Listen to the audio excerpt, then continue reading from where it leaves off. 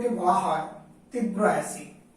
আমি এখানে সংজ্ঞা তোমাদের লিখেছি, দেখো যে জলীয় দ্রবণে যে অ্যাসিড সম্পূর্ণরূপে তথা 100% আয়নিত হয় তাকে তীব্র অ্যাসিড বলে।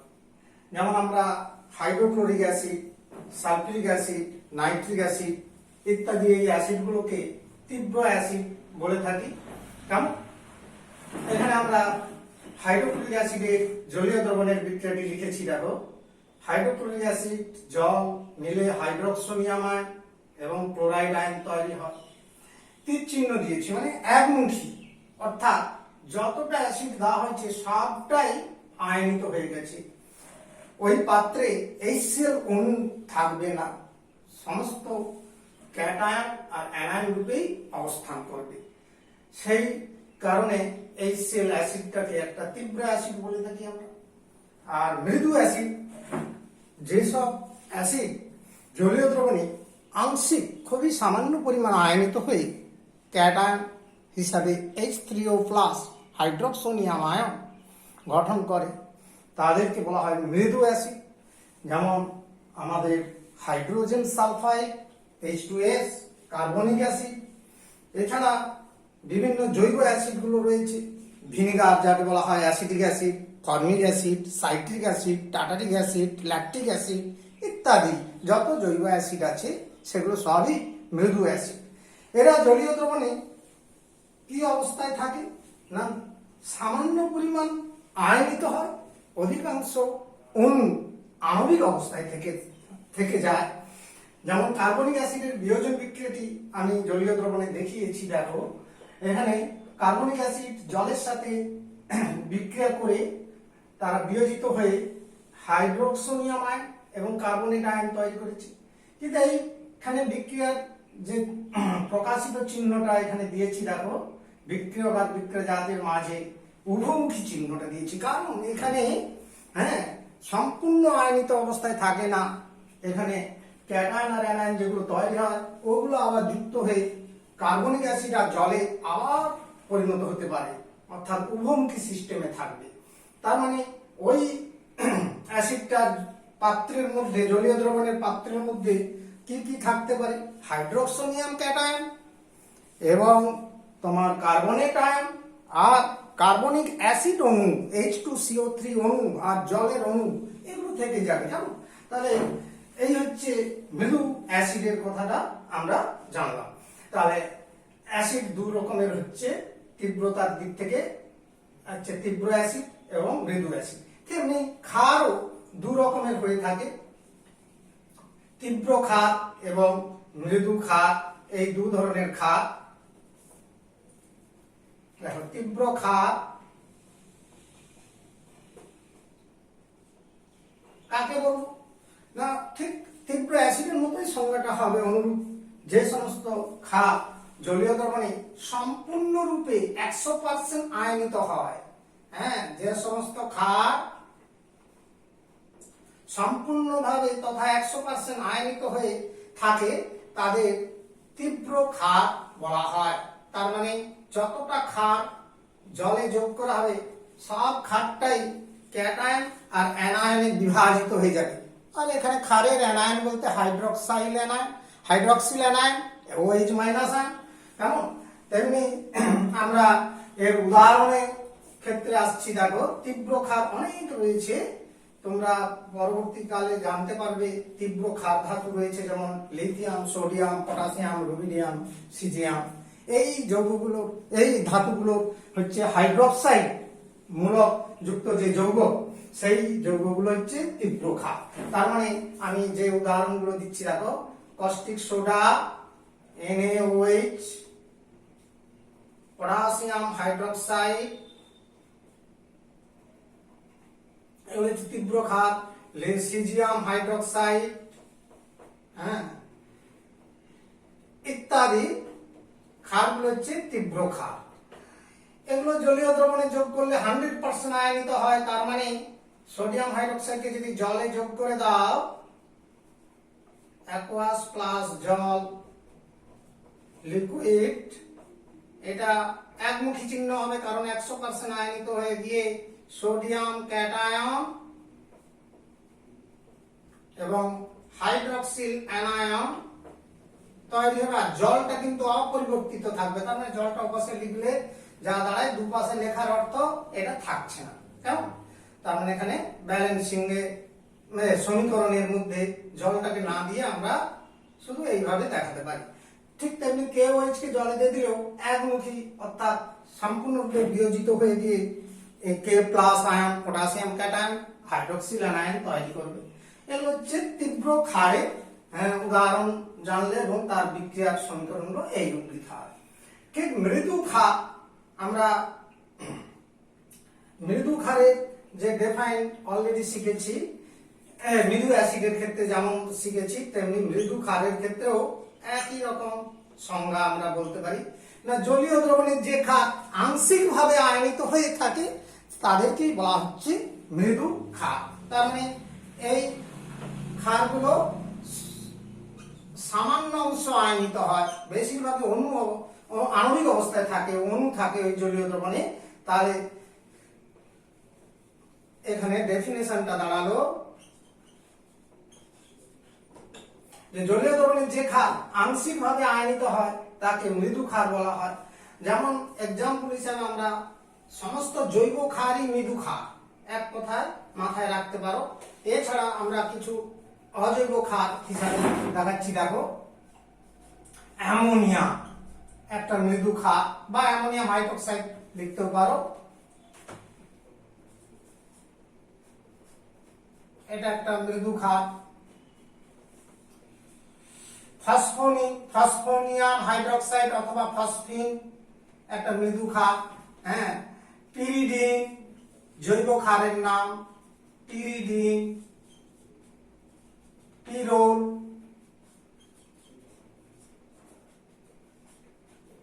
ইত্যাদি হলো মৃদু ক্ষারের উদাহরণ। এদেরকে জলে যোগ করলে আংশিক আয়নিত হয়, যেমন অ্যামোনিয়া। অ্যামোনিয়া জলে যোগ করলে অ্যামোনিয়া অ্যাকুয়াস দ্রবণে জল যুক্ত করে এরা উভমুখী চিহ্ন আসবে, কারণ আংশিক আয়নিত হয় অ্যামোনিয়াম হাইড্রোক্সাইড আয়ন এবং হাইড্রক্সিল আয়ন, অর্থাৎ অ্যামোনিয়া একটা মৃদু ক্ষার। এটাকে উল্টো লেখা যায়, অথবা লেখা যায় এরকম, উল্টো বলবো না, বিকল্প সমীকরণ, যেমন NH4OH এটা হিসাবে এই দুটো যুক্ত অবস্থায় দেখানো যায়। এটা আয়নিত হয়ে অ্যামোনিয়াম ক্যাটায়ন হাইড্রক্সিল আয়ন তৈরি করা যায়। তাহলে মৃদু ক্ষার হিসাবে অ্যামোনিয়াম হাইড্রোক্সাইড হিসাবে যখন প্রকাশ করবে তখন এই রূপ সমীকরণ দেখানো যায়, অথবা এটা দেখানো যায়। যে কোনো একটা সমীকরণ দেখি তোমরা মৃদু ক্ষার সম্পর্কে ধারণা। এখন আমরা তো আলোচনা করছি এখানে আপেক্ষিক তীব্রতা, মানে দুটো বা তিনটে, ধরো একাধিক দ্রবণ রয়েছে, সেটা অ্যাসিড দ্রবণ হতে পারে, ক্ষার দ্রবণ হতে পারে। তিনটে পাত্রে তিনটে অ্যাসিডের দ্রবণ দেওয়া আছে, ধরো সালফিক অ্যাসিডের তিনটে দ্রবণ তোমাকে তিনটে পাত্রে আমি বানিয়ে দিলাম। এবার তোমাকে হয়তো জিজ্ঞাসা করছি যে বলতো কোনটা সবচেয়ে বেশি তীব্র সালফিক অ্যাসিড দ্রবণ? না, তুমি জানবে কি করে? না, যে দ্রবণের পাত্রটাতে যে পাত্রে যে অ্যাসিডের H3O+ আয়নের সংখ্যা বেশি, অর্থাৎ যে দ্রবণটাতে হাইড্রোক্সিয়াম আয়ন বেশি আছে সেটাই তীব্র অ্যাসিড, বেশি সেটাই হচ্ছে তীব্র অ্যাসিড, সবচেয়ে তীব্র অ্যাসিড হবে। অথবা ক্ষারের ক্ষেত্রে ঠিক একই রকম বলবো, যে পাত্রের দ্রবণে হাইড্রোক্সিল আয়ন বেশি আছে সেটাই হচ্ছে অধিক তীব্র ক্ষার, মানে তীব্র ক্ষার হিসাবে প্রকাশ পাবে। তাহলে এই আয়ন সংখ্যা দ্রবণের মধ্যে নির্ণয় করতে পারলে তাহলে হচ্ছে তার আপেক্ষিক তীব্রতা জানা যাবে। যে আমরা একাধিক পাত্রে একই ক্ষার হতে পারে, ভিন্ন ক্ষারও হতে পারে, বা একই অ্যাসিড হতে পারে বা ভিন্ন অ্যাসিড হতে পারে। যেমন আমরা এক্ষুনি বললাম তিনটা পাত্রে সালফিউরিক অ্যাসিডের বিভিন্ন মাত্রার দ্রবণ দেওয়া আছে, গাঢ়ত্বের বিভিন্ন গাঢ়ত্বের দ্রবণ দেওয়া আছে। কোনটা বেশি তীব্র? না, হাইড্রোক্সিয়াম আয়ন যেখানে বেশি আছে সেটাই হচ্ছে তীব্র সালফিউরিক অ্যাসিড। অথবা তোমাকে একইভাবে প্রশ্ন দিচ্ছি, দেখো একটা সালফিক অ্যাসিড দ্রবণ আছে, আরেকটা কার্বনিক অ্যাসিড দ্রবণ আছে, হ্যাঁ, আরেকটা নাইট্রিক অ্যাসিড দ্রবণ আছে, 3টা পাত্রে দ্রবণ আছে। এবারে যদি বলা হয় বলো কোনটা তীব্রতা বেশি, অর্থাৎ কোনটা বেশি অধিক তীব্র অ্যাসিড, না তোমাকে ঠিক একইভাবে ভাবতে হবে ওই 3টা পাত্রের মধ্যে যে পাত্রে হাইড্রোক্সোনিয়াম আয়নের সংখ্যা বেশি সেটাই যে তীব্রতর অ্যাসিড। আর ঠিক ক্ষারের ক্ষেত্রেও মনে করো 3টা পাত্রে, হ্যাঁ, পৃথকভাবে আমি দিয়েছি সোডিয়াম হাইড্রোক্সাইডের একটা দ্রবণ আছে, আরেকটাতে পটাশিয়াম হাইড্রোক্সাইড দ্রবণ আছে, আরেকটাতে মনে করো ক্যালসিয়াম হাইড্রোক্সাইড দ্রবণ আছে। এবার যদি বলা হয় কোনটা অধিক তীব্র ক্ষার, ঠিক তুমি আগের মতোই চিন্তা করো, যে পাত্রে হাইড্রোক্সিল আয়নের সংখ্যাটা বেশি থাকবে সেটি হচ্ছে তীব্র ক্ষার, অধিক তীব্র ক্ষার। তাহলে এই তীব্রতার কথা অনুযায়ী আমরা আরো একটা তোমাদের ধারণা দিতে চাই, যে কোনো জলীয় দ্রবণ, সে প্রশম দ্রবণ হোক, অ্যাসিড দ্রবণ হোক, ক্ষার দ্রবণ হোক, তাতে দু ধরনের আয়ন থাকবেই। যে কোনো জলীয় দ্রবণে, যে কোনো জলীয় দ্রবণে আইডিয়াটা রাখার চেষ্টা করবে, H3O+ ও OH- আয়ন বর্তমান। কিন্তু ওই দ্রবণটা আম্লিক না ক্ষারীয় না প্রশম জানবে কি করে, না ওই আয়ন সংখ্যাগুলো নির্দেশ করবে। হ্যাঁ, এই হচ্ছে বর্তমান। এবার ওই জলীয় দ্রবণে, ওই দ্রবণে নাম্বার 1 যদি হাইড্রোক্সোনিয়াম আয়ন ও হাইড্রোক্সিল আয়ন সংখ্যা সমান থাকে, সংখ্যা সমান হয়, তবে দ্রবণটি প্রশম দ্রবণ, প্রশম দ্রবণ। এটা একটা পয়েন্ট বললাম। সেকেন্ড পয়েন্ট দেখো, যদি হ্যাঁ আমার H3O+ এর সংখ্যা হাইড্রোক্সিল আয়নের তুলনায় বেশি হয়, এর তুলনায় বেশি থাকে, অর্থাৎ এই ক্যাটায়নটা বেশি সংখ্যায় আছে, হ্যাঁ, বেশি থাকে, তবে দ্রবণটি আম্লিক, দ্রবণটি আম্লিক দ্রবণ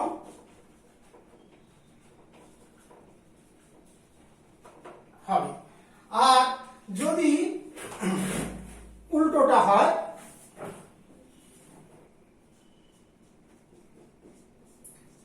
জলীয় দ্রবণে যদি হাইড্রোক্সিল আয়নের সংখ্যা হাইড্রোক্সোনিয়াম আয়নের তুলনায় অধিক হয়, বেশি হয়,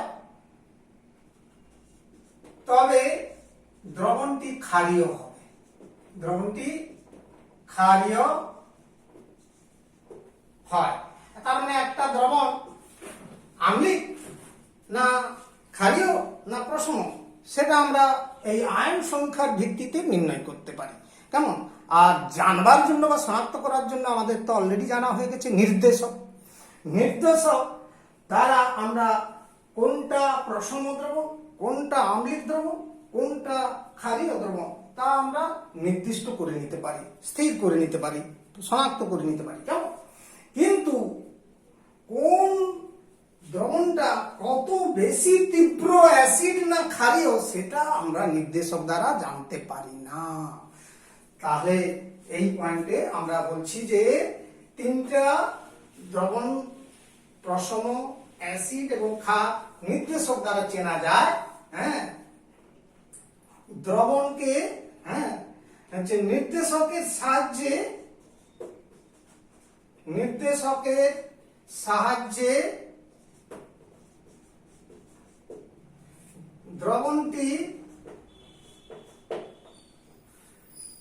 দ্রবণটি আম্লিক বা ক্ষারীয় কিংবা প্রশম তাহা জানা গেলেও দ্রবণটি কতটা তীব্র অ্যাসিড বা আম্লিক যাকে বলে, বা কতটা তীব্র ক্ষারীয় তাহা ওই নির্দেশক দ্বারা জানা যায় না। ওই নির্দেশক দ্বারা জানা যায় না। এই কথাটা মানে বুঝতে পারলেন? তার মানে সেটা কি করে জানা যাবে না, অ্যাকচুয়ালি যে দ্রবণে যত বেশি হাইড্রোক্সোনিয়াম আয়ন বর্তমান, এই আয়নের সংখ্যা যত বেশি থাকবে সেই দ্রবণ তত বেশি তীব্র অ্যাসিড মানে সেটাই বেশি তীব্র অ্যাসিড হয়, কিংবা বলছি না। আর যে দ্রবণে হাইড্রোক্সিল আয়ন যত বেশি সংখ্যায় থাকে সেই দ্রবণটি তত বেশি তীব্র ক্ষার, সেই দ্রবণটি তত বেশি তীব্র ক্ষারীয় হয়। কেমন এই কথাটা? এই আয়নের সংখ্যা দ্বারা। আর এই সংখ্যাগুলো নির্দেশক তথা litmus, phenolphthalein, methyl orange, methyl red এদের দ্বারা জানা যাবে না। তাহলে আমরা এটা জানবার জন্য একটি সমস্যা আমাদের রয়েছে রসায়নে, ছিল সমস্যাটি, কিন্তু বিজ্ঞানী সোরেনসেন সেই সমস্যা দূর করে দেন আরেকটি নতুন স্কেল আমদানি করে, যার নাম পিএইচ স্কেল। তাহলে বিজ্ঞানী সোরেনসেন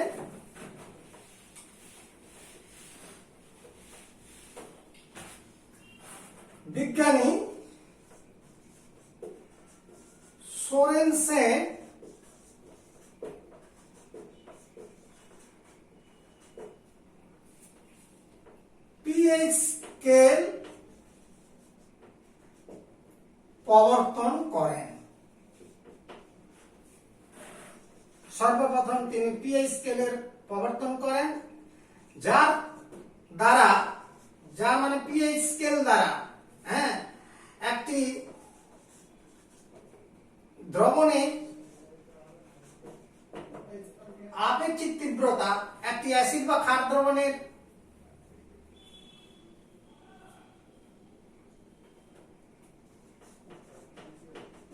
দ্রবণের অ্যাসিড বা ক্ষার ধর্মের আপেক্ষিক তীব্রতা নির্ণয় করা যায়। আপেক্ষিক তীব্রতা জানা যায় তথা নির্ণয় করা যায় যে কোনটা বেশি তীব্র, কোনটা কম তীব্র, কোন দ্রবণটা, সেটা জানা যাবে ওই পিএইচ স্কেলের মাধ্যমে। এবার সেই পিএইচ স্কেলের সীমামান একটা রয়েছে, 0 থেকে বড় হয়, 14 থেকে ছোট হয় পিএইচ স্কেলের সীমামান, তথা পিএইচ স্কেলের বিস্তারটা মাথায় রাখতে হবে তোমাদের। পিএইচ স্কেলের যে বিস্তার সেটা 1 থেকে 14 মধ্যে, 1 থেকে 14 মধ্যে মান হয়। পিএইচ স্কেলের বিস্তার এটা এটা মাথায় রাখতে হবে তোমাদের। মনে রাখতে হবে এটা বিশেষ করে যে পিএইচ স্কেলের বিস্তার কতটা থাকে না 1 থেকে 14, 0 থেকে বড় 14 থেকে ছোট হয়, এই মানের মধ্যে পিএইচ এর মানটা ধরা হয়। আর এটা পিএইচ স্কেলটা মাথায় আরো একটা তোমাদের রাখতে হবে, মনে রাখার চেষ্টা করবে। পিএইচ স্কেলটি কেবল লঘু পাতলা দ্রবণের ক্ষেত্রে প্রযোজ্য, ক্ষেত্রে প্রযোজ্যতা বা সীমাবদ্ধতা রয়েছে। এটা আমি বন্ধনীর মধ্যে কথাটা লিখে দিলাম। এবং পিএইচ এই যে টার্মটা কি করে এলো না, পিএইচ এর পি অক্ষরটা, পি টার্মটা তোমার একটা হচ্ছে জার্মান শব্দ পোটেন্ট, পিওটিজেড, পিওটিএনজেড, পোটেন্ট শব্দ, যার অর্থ ক্ষমতা। এর অর্থ হচ্ছে ক্ষমতা, হ্যাঁ শব্দটি। এবং এইচ শব্দটি, এইচ অক্ষরটি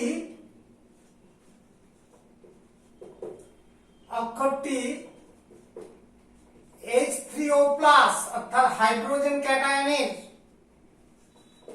মোলার গাঢ়ত্ব,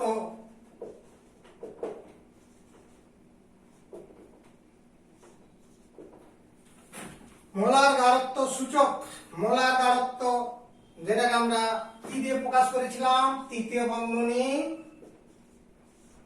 H3O+, এইটা দিয়ে প্রকাশ করি থার্ড বন্ধনীর মধ্যে। হ্যাঁ, মোলার গাঢ়ত্বকে সূচিত করে। তাহলে H টার্মটা এর মোলার হাইড্রোনিয়াম আয়নের মোলার গাঢ়ত্বের সূচক সিম্বল, এই করে পিএইচ টার্মটা এসেছে। এবার পিএইচ স্কেলের যে সীমানা মান বলছিলাম, তার মানে তুমি জানবে কি করে কোনটা অ্যাসিড, কোনটা ক্ষার এবং কোনটা তীব্র, এবং তাদের মধ্যে তীব্রতা বা আপেক্ষিক তীব্রতা কার কত বেশি হবে। তো সেই পয়েন্টে আসছি।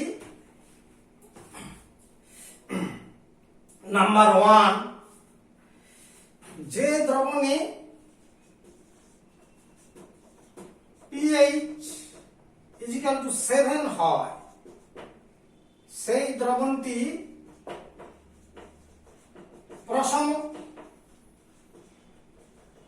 প্রশম দ্রবণ। এটা তার মানে বিশুদ্ধ প্রশম দ্রবণে সবসময় মাথায় রাখতে হবে পিএইচ এর মানটা কত হবে, 7। তো যেমন বিশুদ্ধ জলের পিএইচ 7 হয়। আর যে দ্রবণে, জলীয় দ্রবণে পিএইচ <7 অর্থাৎ 7 এর ছোট হয়, সেই দ্রবণটি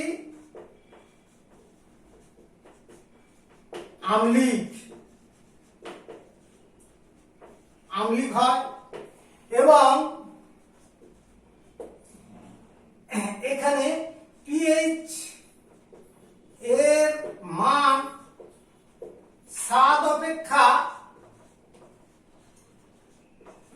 যত ছোট হবে বা ক্ষুদ্র হয়, মানে যত পিএইচ এর মানটা ছোট হবে, ক্ষুদ্র হয়, হ্যাঁ, দ্রবণটি তত বেশি আম্লিক হবে, তত বেশি তীব্র অ্যাসিড হবে, তীব্র অ্যাসিড হয়। এটা মাথায় রাখতে হবে। তাহলে অ্যাসিড দ্রবণের ক্ষেত্রে পিএইচ স্কেলের মানটা হচ্ছে 7 এর ছোট হবে, আর 7 এর থেকে যত ছোট হবে সেই দ্রবণটি তত বেশি তীব্র অ্যাসিড হয়েছে। যেমন ধরো আমি একটা এক্সাম্পল দিচ্ছি, ধরো একটা HCl দ্রবণের দুটি HCl দ্রবণে পিএইচ যথাক্রমে 3 আর এবং 5 হলে প্রথম দ্রবণটি তীব্র, প্রথম HCl দ্রবণটি কি হবে? অধিক তীব্র, মানে সেটাই তীব্র অ্যাসিড। তীব্র অ্যাসিড তার মানে কম তীব্র হবে যার পিএইচ 5, তাহলে সেটি হচ্ছে অধিক তীব্র অ্যাসিড দ্রবণ। মাথায় রাখতে পারলে, নিশ্চিত বুঝতে পারলে যে পিএইচ এর মানটা যেখানে যার কম হবে যে দ্রবণটা, সেটাই বেশি তীব্র অ্যাসিড। এখানে HCl দ্রবণ দুটো পাত্রে দেওয়া আছে, একটা পিএইচ মেপে দেখা গেল আমার হচ্ছে 3, আর দ্বিতীয় দ্রবণটি পিএইচ এর মাত্রা কত না, পিএইচ এর মানটা হচ্ছে 5। দুটোই অ্যাসিড দ্রবণ, কিন্তু তার মধ্যে পিএইচ এর কম যার, সেটি হচ্ছে তীব্র অ্যাসিড বলে পরিগণিত হবে। তাহলে এটা 2 নম্বর পয়েন্টে গেল অ্যাসিড দ্রবণের ক্ষেত্রে। ঠিক ক্ষার দ্রবণের ক্ষেত্রে আমরা আসছি। তাহলে দেখো 3 নম্বর, যে দ্রবণে পিএইচ এর মান গ্রেটার দেন 7, কিন্তু 7 বড় হলেও 14 এর মধ্যে, তার বাইরে যাবে না, মানে পিএইচ গ্রেটার দেন 7, সেই দ্রবণটি ক্ষারীয়, সেই দ্রবণটি ক্ষারীয় দ্রবণ। এবং মাথায় রাখতে হবে যে দ্রবণের পিএইচ এর মান, দ্রবণটির পিএইচ এর মান 7 অপেক্ষা যত বৃহত্তর বা বেশি হয়, দ্রবণটি তত তীব্র ক্ষার হবে। দ্রবণটি তত বেশি তীব্র ক্ষার হয়। এক্সাম্পল যেমন দিচ্ছি দেখো, যেমন দুটি কস্টিক সোডা দ্রবণে পিএইচ এর মান যথাক্রমে 8 এবং 11 হলে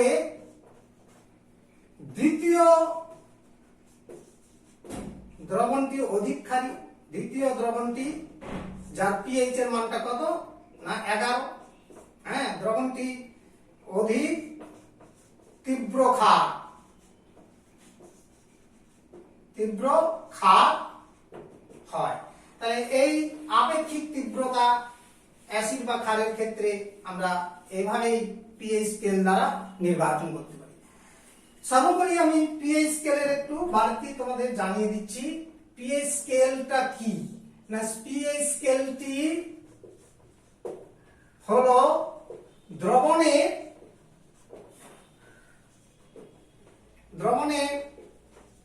H3O+ আয়নের মোলার গাঢ়ত্বের পরিমাণ,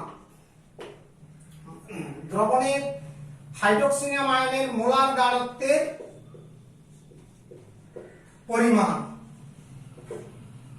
পরিমাণকে প্রকাশ করে। যে স্কেলটি হলো, কথাটা কেমন লাগছে তার থেকে এরকমই থাকবে। দেখো পিএইচ স্কেলটি দ্রবণে তোমার হাইড্রোক্সিয়াম আয়নের মোলার গাঢ়ত্বের পরিমাণকে প্রকাশ করে। তার মানে যে কোনো দ্রবণে কতটা H3O+ আয়ন আছে, সেই H3O+ আয়নের মোলার গাঢ়ত্ব তোমরা অলরেডি জেনেছো। মোলারিটি, প্রতি লিটারে যত মোল H3O+ আয়ন থাকবে সেটাই তার হচ্ছে 1 লিটার দ্রবণে H3O+ এর মোল সংখ্যাকেই বলা হচ্ছে মোলার গাঢ়ত্ব। তো কাজে এই মোলার গাঢ়ত্বের সূচক রাশিটি তোমার হচ্ছে পিএইচ। তা আক্ষরিক বলবো না, সায়েন্টিফিক বিজ্ঞানসম্মত কিন্তু ডেফাইনটা আছে পিএইচ এর। ভবিষ্যতে তোমরা জানতে পারবে negative logarithm of H3O plus, অর্থাৎ এর ঋণাত্মক লগারিদমিক মান হাইড্রোক্সোনিয়াম আয়নের নেগেটিভ লগারিদমিক মানটাকেই বলা হচ্ছে পিএইচ। এটা ভবিষ্যতে তোমরা জানবে, যেখানে হাইড্রোক্সোনিয়াম আয়নের মোলার গাঢ়ত্ব, তার লগারিদমিক মান মাইনাস লগারিদমিক মান, আর লগারিদমিক মান তোমরা সূচকের অঙ্ক অলরেডি করেছো, সেই সূচকের অঙ্ক পরেই তোমরা শিখবে ভবিষ্যতে লগারিদম বলে একটা অঙ্ক থাকে, হ্যাঁ, সেই লগ অঙ্ক থেকে এখানে এর হচ্ছে ভ্যালুটা বের করতে হবে, পিএইচ এইভাবে নির্ণয় করা হয়। তো আমরা এখান থেকে এইভাবে বিষয়টা জানতে পারলাম এই পিএইচ। এখন পিএইচ জানার কি দরকার আছে বা তার গুরুত্ব কি রয়েছে সেটাও তোমাদের জানা দরকার। আর আরেকটা জিনিস, পিএইচ নির্ণয় কিভাবে হয় না, ইউনিভার্সাল ইন্ডিকেটর বলে পিএইচ ইন্ডিকেটর থাকে, পিএইচ নির্দেশক যেটা সার্বজনীন নির্দেশক রূপে পরিচিত একটা স্কেল থাকে, তাতে কতগুলো কালার দেওয়া থাকবে এবং প্রতিটি রঙের পাশে তার পিএইচ এর মানটা থাকে, হ্যাঁ, লেখা থাকে। তো সেই ট্যাবলেট বা চার্টটা থেকে আমরা যে কোনো দ্রবণের পিএইচ নির্ণয় করতে পারি। কিভাবে নির্ণয় করছিল, কিভাবে নির্ণয় করা হয়, কথাটা শুনে রাখো, মনে রাখবে যে একটা ধরো যে কোনো দ্রবণ, হ্যাঁ, সে তোমার হতে পারে ইক্ষুর রস, হতে পারে তোমার হচ্ছে হ্যাঁ ফলের রস, যেমন লেবুর রস, হ্যাঁ, লেবুর রসে কি থাকে, সাইট্রিক অ্যাসিড থাকে। এবার তার পিএইচ নির্ণয় করতে হবে। তাহলে একটা পিএইচ পেপার থাকে, যেমন ইন্ডিকেটর বলে বলা হয়, পিএইচ নির্দেশক পেপার। তো সেই পিএইচ ইন্ডিকেটর পেপারকে ওই লেবুর রসে ডুবিয়ে নিতে হবে। এবার পিএইচ ইন্ডিকেটর ওই কাগজটা রংটা পরিবর্তন হবে। এবার সেই রংটা তোমার সেই সারণিক তালিকা যেটাকে বলা হচ্ছে সার্বজনীন পিএইচ ইন্ডিকেটর, হ্যাঁ, চার্ট, সেখানে হচ্ছে ম্যাচিং করে দেখতে হবে কোন রঙের সঙ্গে মিলে গেছে এই পরিবর্তিত কাগজের রংটা।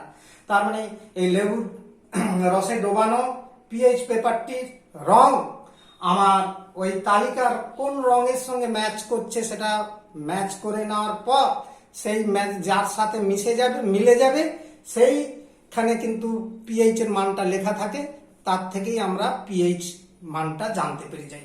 এইভাবে প্রত্যেকটা দ্রবণের পিএইচ এর মাত্রা আমরা নির্ণয় করতে পারি। রক্তের পিএইচ ও আমরা নির্ণয় করতে পারি, যেমন আমাদের রক্তের পিএইচ এর মান 7.35, যেটাকে প্রায় 7.4 বলে আমরা আসন্ন মানে লিখে দিই তোমাদের, হ্যাঁ, কিন্তু বড় ক্লাসে গেলে তোমরা জানবে ওটা 7.35 পিএইচ। আর আমরা আমাদের রক্তের পিএইচ যদি 7 থেকে 7.8 এর মধ্যে থাকে তাহলে কিন্তু আমরা সুস্থ বা স্বাভাবিক অবস্থায় আছি ধরে নিতে হবে।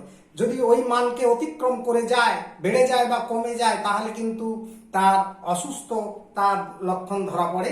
অর্থাৎ রক্তের পিএইচ এর একটা বিরাট গুরুত্ব রয়েছে, আমাদের এগুলো মনে রাখতে হবে।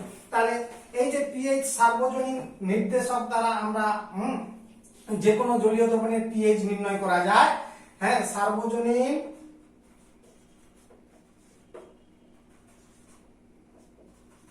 পিএইচ ইন্ডিকেটর দ্বারা যে কোনো দ্রবণের পিএইচ এর মান নির্ণয় করা যায়, নির্ণয় করা হয়। যেমন আমরা একটা তালিকা, যেগুলো বিশেষ করে মনে রাখতেই হবে, আমি তোমাদের মনে করিয়ে দিচ্ছি যে একটা, হ্যাঁ, দ্রবণ আর তার পিএইচ এর মান,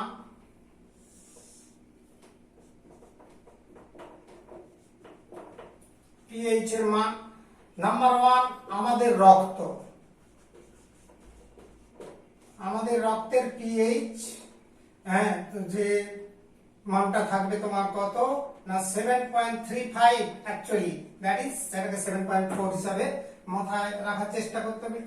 নাম্বার 2 আমাদের যে ল্যাবরেটরিতে গাঢ় হাইড্রোক্লোরিক অ্যাসিড দ্রবণ রয়েছে সেটার পিএইচ কিন্তু 0, এর হচ্ছে পিএইচ এর মানটা 0 ধরবে।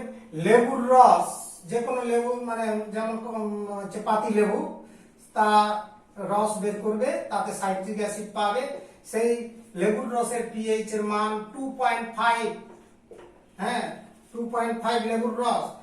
তারপর ধরো বিশুদ্ধ জলের পিএইচ কত 7, পিওর ওয়াটার তার হচ্ছে পিএইচ এর মান 7 হবে। আর একটা মনে রাখো, চেষ্টা করবে, দুধ, গরুর যে দুধ তার পিএইচ এর মানটা হচ্ছে আমার 6.5, এই হচ্ছে পিএইচ এর কথাটা জানলে। নেক্সট হচ্ছে দেখো পিএইচ, এই বিষয়টা জানার এত দরকারটা কি, অর্থাৎ আমাদের বিজ্ঞানে পিএইচ এর গুরুত্ব কি আছে, ইম্পর্টেন্সিটা কি রয়েছে, এগুলো তোমাদের জানার বিশেষ দরকার আছে। যেমন কৃষিতে গুরুত্ব, নাম্বার 1, কৃষিতে পিএইচ এর গুরুত্ব না, মাটির পিএইচ নির্ণয় করতে হয়। মাটির পিএইচ যদি ঠিকমতো না নির্ণয় করা হয় তাহলে কিন্তু জমিতে চাষবাস বা কৃষিকার্য ঠিকমতো সম্পন্ন হবে না। পিএইচ এর মানটা, হ্যাঁ, বিশেষভাবে মাটির পরীক্ষা করা, জমি পরীক্ষা করা একটা অন্যতম কাজ, আমাদের এগ্রিকালচার বিভাগের লোকেরা তাই করে থাকে। পিএইচ এর মান যদি 7-এর কাছাকাছি হয়, হ্যাঁ, দেখো জমির, কৃষি জমির মাটির পিএইচ এর মান 7-এর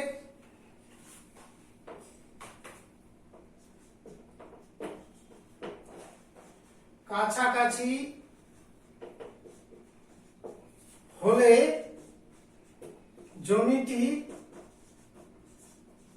চাষের অনুকূল, চাষের পক্ষে উপযুক্ত। কেমন? তার মানে পিএইচ এর মানটা একটা খুবই মারাত্মক গুরুত্বপূর্ণ ভূমিকা নেয়। যদি পিএইচ এর মান, হ্যাঁ, যদি মাটির পিএইচ এর মান 4 অপেক্ষা কম হয়, মানে খুব আম্লিক হয়ে গেল, হায়ার অ্যাসিডিটি হয়ে গেল, হ্যাঁ, কোনো কারণে, যে জমির মাটির পিএইচটা পরিমাণ করে দেখলে 4-এর থেকে ছোট, 4 অপেক্ষা কম হলে জমিটি চাষে অযোগ্য, চাষের অযোগ্য বলে জানবে।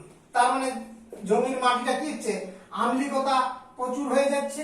এক্ষেত্রে কি হবে না, এখানে ব্যাকটেরিয়ার সৃষ্টি হয়। এর ফলে এই যে পিএইচ এর মানটা 4 অপেক্ষা যদি কম হয়, খুব আম্লিক হয়, এই এতে কি হবে না, ব্যাকটেরিয়া তৈরি হয়, ব্যাকটেরিয়া উৎপন্ন হয়, হ্যাঁ, ফলে হচ্ছে কি হচ্ছে না, চাষযোগ্য জমিকে হচ্ছে এ করে দেয়। ব্যাকটেরিয়ার সৃষ্টির ফলে কি হবে, চাষের গাছপালা নষ্ট হয়ে যাবে, হ্যাঁ, উৎপন্ন হয়। আচ্ছা, তাহলে এই যে বিষয়, তাহলে এবার উপায় কি, প্রতিকার। পিএইচ নির্ণয়ের পর যদি দেখা যায় আম্লিকতা বেশি বা ক্ষারকীয়তা বেশি হয়, তাহলে আমাদের উপায় কি থাকে না, যদি মাটির আম্লিকতা বেশি হয় তবে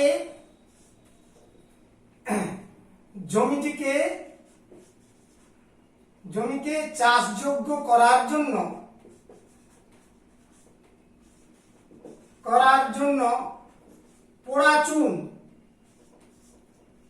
পোড়াচুন বা কলিচুন, ক্যালসিয়াম হাইড্রোক্সাইড যোগ করার প্রয়োজন। জমিতে যোগ করতে হয়, এটা হচ্ছে একটা বিষয় হিসাবে মাথায় রাখতে হবে। আর যদি মাটি ক্ষারকীয় হয়, মাটির ক্ষারকীয়তা বেশি হয়, তবে সেক্ষেত্রে চাষ করার জন্য হ্যাঁ জমিতে জৈব সার যোগ করতে হবে। জৈব সার, হ্যাঁ জৈব সার বা কম্পোস্ট সার, কম্পোস্ট সার যোগ করতে হবে, তবে জমিটি চাষযোগ্য হবে। তাহলে এই হচ্ছে চাষের ক্ষেত্রে পিএইচ এর একটা বিশেষ ভূমিকা রয়েছে, এটাও তোমাদের মাথায় রাখতে হবে। হ্যাঁ, এরপর আমাদের দাঁতের ক্ষয়ের উপর, মানুষের যে দাঁত ক্ষয়িত হয় তার উপর পিএইচ এর একটা প্রভাব রয়েছে। সবগুলো আমি বলছি না, কয়েকটা বিষয় আলোচনা করে দিচ্ছি যে পিএইচ এর গুরুত্ব হিসাবে। দাঁতের ক্ষয় এর উপর পিএইচ এর গুরুত্ব বা পিএইচ এর প্রভাব। না দেখো, যদি কোনো কারণে দাঁতের মধ্যে অ্যাসিড সৃষ্টি হয়, যেমন খাওয়ার ফলে কি হচ্ছে, দাঁতের ফাঁক ফোকরে খাদ্যদ্রব্যের কণাগুলো আটকে থেকে যায়। এবার সেই খাদ্যদ্রব্যের কণাগুলো ব্যাকটেরিয়ার প্রভাবে পচে গিয়ে হ্যাঁ কি সৃষ্টি হয়, অ্যাসিড তৈরি হয়। যেমন অ্যাসিড হিসাবে ল্যাকটিক অ্যাসিড তৈরি হতে পারে। এবার অ্যাসিড তৈরি হলে ওই জায়গার পিএইচ এর মানটা স্বাভাবিকভাবে কমে যাবে। পিএইচ এর মানটা কোনো কারণে যদি 5.6 এর মতন থেকে নেমে যায়, 5.5 এর কম হয়ে যায়, তাহলে কিন্তু মারাত্মক ক্ষতি হয়ে যাবে। সেক্ষেত্রে দাঁতের এনামেল গুলো ক্যালসিয়াম ফসফেট দিয়ে তৈরি, ক্ষারীয় পদার্থ, তাহলে সেগুলো হচ্ছে রাসায়নিক বিক্রিয়া করে যাবে, ক্ষার আর অ্যাসিডের বিক্রিয়ায় হ্যাঁ লবণ জল তৈরি হবে। তার ফলে কি হচ্ছে, দাঁতের এনামেল গুলো ক্ষয় হতে থাকবে, নষ্ট হতে থাকবে। এই করে দাঁতের ক্ষয়ে পিএইচ এর মানের ভূমিকাটা বিশেষভাবে গুরুত্বপূর্ণ একটা বিষয় রয়েছে, এটাও তোমাদের মনে রাখতে বলছি। তাহলে দাঁত ক্ষয় হয় যদি পিএইচ এর মান 5.5 অপেক্ষা কম হয়, তবে দাঁতের ক্ষয় হতে থাকে, দাঁত ক্ষয়িত হতে থাকে। দাঁতের ক্ষয় হতে থাকে, তারপরে দাঁতগুলো নষ্ট হতে থাকে। কোনো কারণে হ্যাঁ যদি দাঁতের মধ্যে খাদ্যের কণা আটকে থাকে, যদি দাঁতের ফাঁকে খাদ্য কণা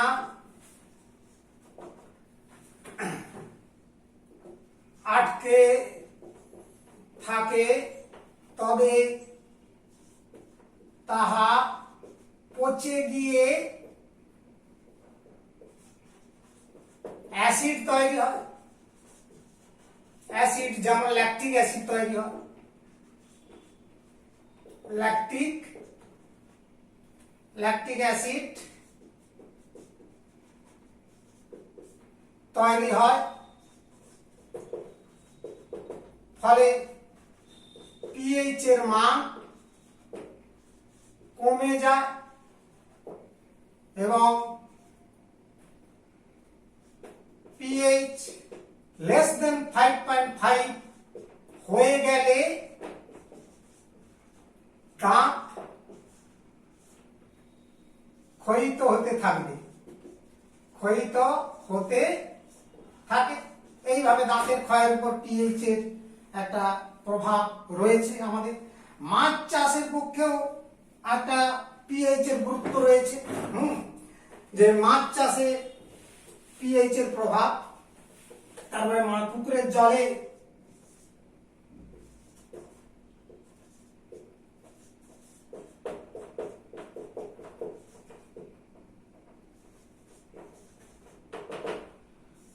কারণ মাছ চাষের ক্ষেত্রেও জলের পিএইচটা খুব জানা প্রয়োজন আছে।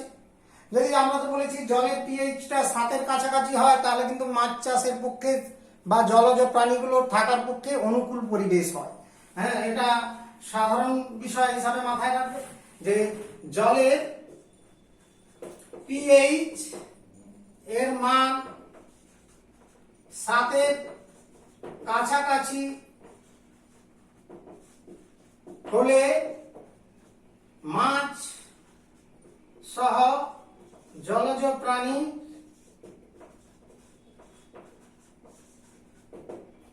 পক্ষে নিরাপদ হয়। হ্যাঁ, নিরাপদ হবে সেই জলাশয়টি। আর যদি কোনো কারণে পিএইচ এর মানটা বেড়ে যায় বা কমে যায়, তাহলে কিন্তু মাছ চাষের পক্ষে জলের মানে মাছগুলো মরে যাবে। যদি কোনো কারণে পিএইচ এর মানটা 5.6 এর থেকে কম হয়, যদি কোনো কারণে যেমন অ্যাসিড বৃষ্টি বা অন্যান্য কীটনাশক সার, জমির যে রাসায়নিক সার এবং কীটনাশক প্রয়োগ করা হয়, তার থেকে যে জলটা প্রবাহিত হয়ে জলাশয়ে পড়লে, আর বৃষ্টির জলে যদি অ্যাসিড থাকে, যাকে অ্যাসিড বৃষ্টি বলে, তার প্রভাবে পুকুরের বা জলাশয়ে পিএইচ এর মানটা কমে গেল খুব বেশি, তখন কিন্তু মাছের পক্ষে বেঁচে থাকা সম্ভব নয়। তাহলে যদি কোনো কারণে জলাশয়ে জলের পিএইচ এর মান 5.6 এর নিচে হয়, মানে এর থেকে কম হয়, তবে মাছ সহ জলজ প্রাণীরা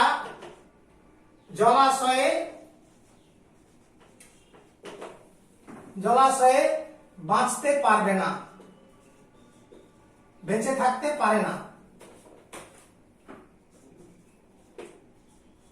বেঁচে থাকতে পারবে না।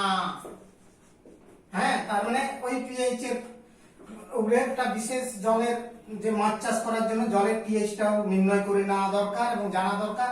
এবার আম্লিকতা বেশি হলে চুন যোগ করতে হবে। হ্যাঁ, তার মানে এক্ষেত্রে জলে চুন বা পলিচুন, ক্যালসিয়াম হাইড্রোক্সাইড যোগ করে মাছ চাষের উপযোগী করা হয়। হ্যাঁ, এক্ষেত্রে জলের পিএইচ যখন হচ্ছে কমে যাচ্ছে, তখন হচ্ছে চুন বা জল যোগ করে এটা মাছ চাষের উপযুক্ত করা হয়। তাহলে এই হচ্ছে পিএইচ এর গুরুত্ব, আপাতত তোমরা জানলে। তাহলে আমরা এই বিষয়টি এখানেই শেষ করলাম। নেক্সট হচ্ছে দেখো অক্সাইড। অক্সাইড কাকে বলে? যে কোনো একটা মৌল আর অক্সিজেন বিক্রিয়া করে যে দ্বিযৌগ তৈরি করে, তাকেই বলা হয় অক্সাইড। তাহলে যে হচ্ছে অক্সিজেন ও অন্য কোন মৌলের বিক্রিয়ায়, রাসায়নিক বিক্রিয়ায় গঠিত দ্বিযৌগ কে অক্সাইড বলা হয়। অক্সাইড বলা হয়।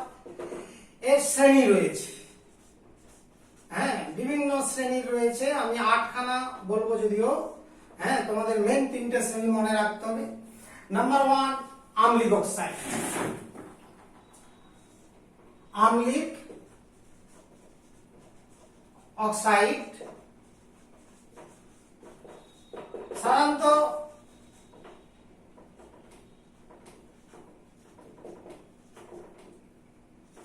অধাতব মৌলের অক্সাইডকে অধাতব মৌলের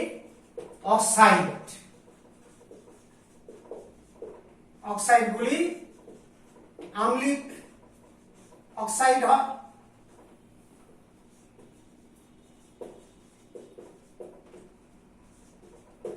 হ্যাঁ, যেমন তোমরা এক্সাম্পল অনেক জানো, কার্বন ডাই অক্সাইড, নাইট্রোজেনের অক্সাইড নাইট্রোজেন ডাইঅক্সাইড, সালফার ধাতুর oxide sulphur dioxide, sulphur trioxide, হ্যাঁ, ফসফরাসের অক্সাইড যেমন P4O10, ফসফরাস পেন্টঅক্সাইড ইত্যাদি। আমার হচ্ছে অধাতব অক্সাইড গুলো হচ্ছে, এটা কার্বন ডাইঅক্সাইড ছিল, হচ্ছে আম্লিক অক্সাইড, এগুলো হচ্ছে এক্সাম্পল জানবে। এখানে কিছু ব্যতিক্রমী এক্সাম্পল দিচ্ছি। ব্যতিক্রম মানে আমরা বলছি যে অধাতব অক্সাইড সেগুলো হচ্ছে আম্লিক হয়, কিন্তু ধাতব অক্সাইডের উদাহরণ, আম্লিক ধাতব অক্সাইডের উদাহরণ ক্লাস 8এও জেনে এসেছো। আম্লিক ধাতব অক্সাইড কিছু কিছু ব্যতিক্রমী রয়েছে। আম্লিক ধাতব অক্সাইড হচ্ছে এক্সাম্পল হিসাবে মাথায় রাখার চেষ্টা করবে ম্যাঙ্গানিজ হেপ্টাক্সাইড Mn2O7, ক্রোমিয়াম ট্রাইঅক্সাইড ইত্যাদি হলো ধাতব আম্লিক অক্সাইড। হ্যাঁ, এগুলো হচ্ছে আম্লিক অক্সাইড সম্পর্কে জানলে। নাম্বার 2 ক্ষারকীয় অক্সাইড। দ্বিতীয় নম্বরের কথা আসছি ক্ষারীয় অক্সাইড।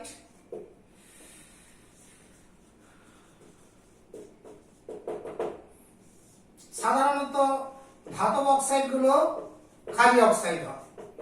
সাধারণত ধাতব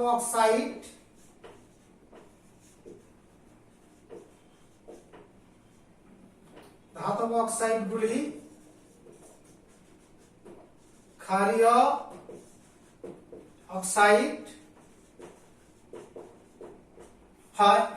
যেমন সোডিয়াম ধাতুর অক্সাইড, পটাশিয়াম ধাতুর অক্সাইড, ক্যালসিয়াম ধাতুর অক্সাইড, ম্যাগনেসিয়াম ধাতুর অক্সাইড, হ্যাঁ, আয়রনের অক্সাইড যেমন ফেরাস অক্সাইড, ফেরিক অক্সাইড ইত্যাদি। এগুলো হচ্ছে ক্ষারীয় অক্সাইড, কারণ এগুলো জলে দ্রবীভূত হয়ে ধাতব হাইড্রোক্সাইড তৈরি করে, ক্ষার তৈরি করে, সেই জন্য এদেরকে বলা হচ্ছে ক্ষারকীয় অক্সাইড। Number 3 উভধর্মী oxide. যেসব অক্সাইডের অ্যাসিড এবং ক্ষার উভয় ধর্ম রয়েছে তাদেরকে বলা হয় উভধর্মী অক্সাইড। অ্যাসিড ধর্ম এবং ক্ষার ধর্ম উভয় রয়েছে। তোমাদের তো চিরাচরিত খুব পরিচিত অক্সাইড অ্যালুমিনিয়াম অক্সাইড একটা উভধর্মী অক্সাইড, জিঙ্ক অক্সাইড একটা উভধর্মী অক্সাইড, এগুলো তোমাদের অলরেডি জানা আছে। এছাড়াও আমি বলছি দেখো লেড অক্সাইড, লেড মনোক্সাইড একটা হবে, স্টেনাস অক্সাইড আরেকটা হতে পারে, বেরিলিয়াম অক্সাইড ইত্যাদি হলো কতগুলো নাম বললাম উভধর্মী অক্সাইড।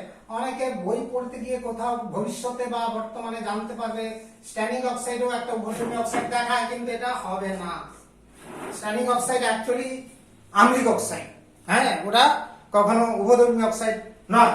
হ্যাঁ, অর্থাৎ ওই ভুলটা এখন থেকে মনে রাখার চেষ্টা করবে। তার মানে একমাত্র স্টেনাস অক্সাইড হতে পারে উভধর্মী অক্সাইড। এছাড়াও আরো তোমাদের কয়েকটা অক্সাইডের কথা বলছি 4 নম্বরে, যেমন প্রশম অক্সাইড। প্রশম অক্সাইড অর্থাৎ যেসব অক্সাইডে অ্যাসিড বা ক্ষার কোনো ধর্ম নেই তথা তারা প্রশম অবস্থায় থাকে, যেমন কার্বন মনোক্সাইড, নাইট্রিক অক্সাইড, জল ইত্যাদি। এগুলো হচ্ছে প্রশম অক্সাইডের উদাহরণ হিসাবে মাথায় রাখতে পারো। তাহলে প্রশম অক্সাইড কথাটা জানলে। সুপার অক্সাইড নাম্বার 5, সুপার অক্সাইডের এক্সাম্পল হিসাবে করে রাখবে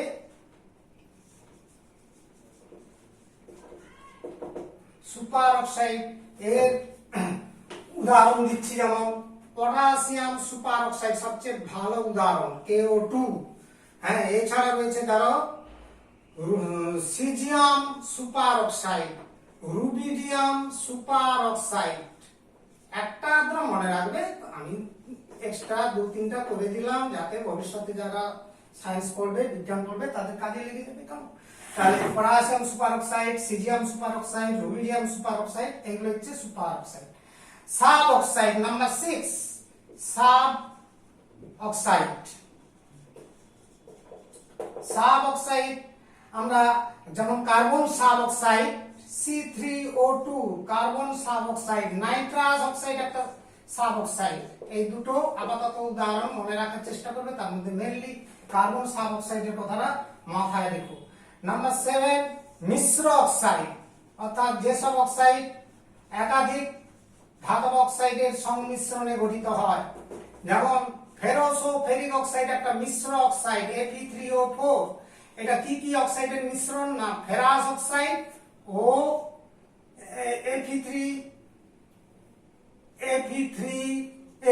Fe2O3 ফেরিক অক্সাইড এর মিশ্রণ।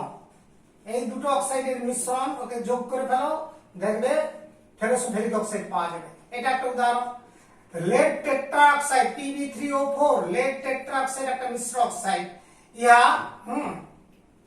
ইহা lead monoxide ও lead ডাইঅক্সাইডের মিশ্রণ। এই দুটো অক্সাইডের মিশ্রণ তোমার lead tetroxide। তাহলে এই হলো তোমার যা বলেছে মিশ্র অক্সাইডের উদাহরণ জানলে। অ্যানাদার অলরেডি তোমরা বোধহয় নাম শুনেও ফেলেছো, 8 নম্বর অক্সাইড যেটা বলছি পারঅক্সাইড। এর সম্পর্কে হাইড্রোজেন পারঅক্সাইডের নাম অলরেডি ছোট ক্লাসে শুনে এসেছো। পারঅক্সাইড অর্থাৎ হাইড্রোজেন পারঅক্সাইড, যেখানে পারক্ষ বন্ধন থাকে, ক্লাস 8 তোমাদের শেখানো হয়েছে। হ্যাঁ, hydrogen peroxide, sodium peroxide Na2O2, sodium peroxide, barium peroxide ইত্যাদি হলো পারঅক্সাইডের উদাহরণ। 3টা পারঅক্সাইডের উদাহরণ দিলাম। এই হচ্ছে অক্সাইড সম্পর্কীয় ধারণা। এরপর অম্ল বৃষ্টি, অ্যাসিড বৃষ্টি টপিকটা শুরু করছি। অম্ল বৃষ্টি। অম্ল বৃষ্টি বিশেষ করে গাড়ির ধোঁয়াতে সালফার ডাইঅক্সাইড প্রচুর নির্গত হয়। এটা প্রথমেই বলছি, দেখো গাড়ি ধোঁয়া, গাড়ির ধোঁয়া এবং কলকারখানা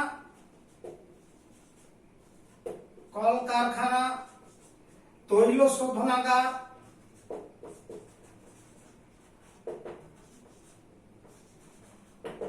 ধাতু নিষ্কাশন শিল্পে, ধাতু নিষ্কাশন,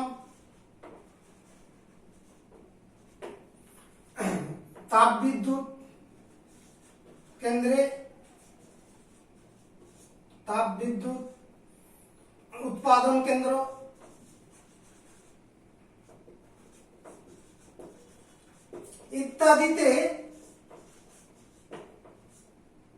ইত্যাদিতে জীবাশ্ম জ্বালানি, তেল এবং কয়লা, জীবাশ্ম জ্বালানির দহনে উৎপন্ন carbon dioxide gas, sulphur dioxide gas, nitrogen dioxide gas ইত্যাদি আম্লিক গ্যাস, নির্গত হয় বায়ুমণ্ডলে। নির্গত হয় কোথায়? বায়ুতে। এবার বৃষ্টির সময়, বৃষ্টির সময় সেই বৃষ্টির জলে ওই গ্যাসগুলি দ্রবীভূত হয়ে অ্যাসিড তৈরি করে। ওই গ্যাসগুলি দ্রবীভূত হয়ে অ্যাসিড উৎপন্ন করে, যেমন carbonic acid, nitric acid, sulphuric acid, এইগুলো তৈরি করে। অ্যাসিড তৈরি করে এবং বৃষ্টির জলে, এর ফলে বৃষ্টির জলের পিএইচ এর মান 5.6 এর নিচে নেমে যায়। এর মান 5.6 অপেক্ষা কম হয়ে যায়। একেই অ্যাসিড বৃষ্টি বলে। এই বৃষ্টিকে, এই পিএইচ এর মানটা যখন এততে চলে আসবে, 5.6 এর নিচে নেমে যাবে, তখনই সেই বৃষ্টিটাকে অ্যাসিড বৃষ্টি বলে। এই বৃষ্টিকে অম্ল বৃষ্টি বা অ্যাসিড বৃষ্টি বলা হয়। অ্যাসিড বৃষ্টি বলা হয়। এর প্রধান উপাদান,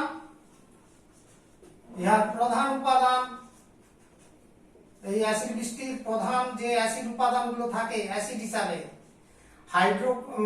কার্বনিক অ্যাসিড থাকবে H2CO3, আর হচ্ছে সালফ্রিক অ্যাসিড, এগুলো অবশ্যই থাকবে nitric acid, carbonic acid H2CO3, H2SO4, sulphuric acid আর নাইট্রিক অ্যাসিড, এগুলো থাকবে।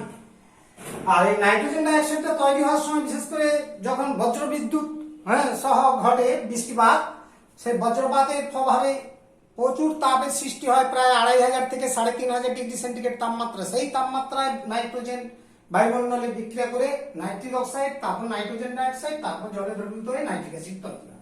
দেখাচ্ছি বিক্রিয়াগুলো, বিক্রিয়াগুলো এখানে কেমন ঘটে, যার ইচ্ছা আছে করবে, না হলে ছেড়ে দেবে, না জানলেও চলবে বিক্রিয়াগুলো। আমি প্রথমে যেমন বলছি, দেখো জীবাশ্ম জ্বালানির মধ্যে যে সালফার থাকে, সেই সালফার অক্সিজেনে পুড়ে গিয়ে সালফার ডাইঅক্সাইড তৈরি করে। এবার সালফার ডাইঅক্সাইডটা পুনরায় অক্সিজেনে জারিত হয়ে সালফার ট্রাইঅক্সাইড তৈরি করে, এবং এটাকে ব্যালেন্স করছি এই, এবং সালফার ট্রাইঅক্সাইড বৃষ্টির জলে দ্রবীভূত হয়ে গিয়ে সালফিউরিক অ্যাসিড তৈরি করে। তাহলে এটাই বৃষ্টির জলে এইভাবে সালফিউরিক অ্যাসিডটা তৈরি হয়। এটা একটা বিষয় গেল। আবার দেখো জীবাশ্ম জ্বালানির কার্বনের দহনের ফলে কার্বন ডাইঅক্সাইড তৈরি হয়, এবং এই কার্বন ডাইঅক্সাইডটা বৃষ্টির জলে দ্রবীভূত হয়ে কার্বনিক অ্যাসিড তৈরি করে, H2CO3 এটা তৈরি করে। এটা একটা ঘটনা। আর বজ্রপাতের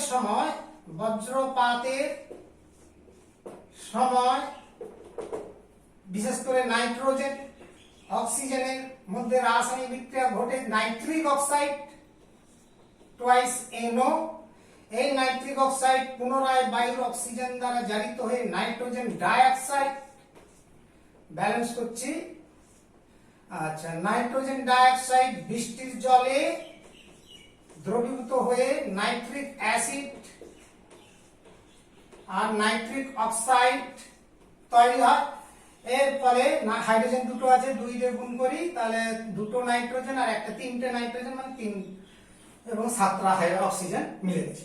তাহলে দেখো ইত্যাদি এইভাবে অ্যাসিড বৃষ্টিতে 3টা অ্যাসিড থাকে, সালফ্রিক অ্যাসিড, কার্বনিক অ্যাসিড আর নাইট্রিক অ্যাসিড যেটা HNO3। এইভাবে 3টি অ্যাসিড মূলত তৈরি হয়, মাথায় রেখো।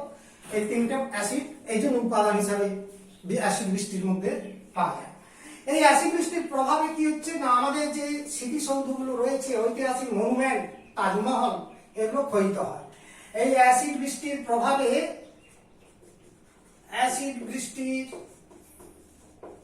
প্রভাবে আমাদের ঐতিহাসিক মনুমেন্টগুলো, তাজমহল ইত্যাদি স্থাপত্য শিল্প কলা নষ্ট হচ্ছে, স্থাপত্য হচ্ছে ক্ষয়িত হচ্ছে বা নষ্ট হয়ে থাকে, ক্ষয়িত হয়।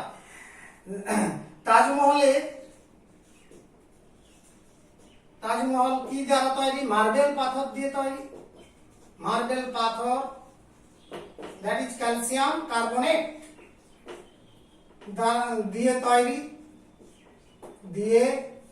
তৈরি। অ্যাসিড বৃষ্টির সময় অ্যাসিডের প্রভাবে অ্যাসিডের সঙ্গে ক্যালসিয়াম কার্বনেট বিক্রিয়া করে পাথরের গায়ে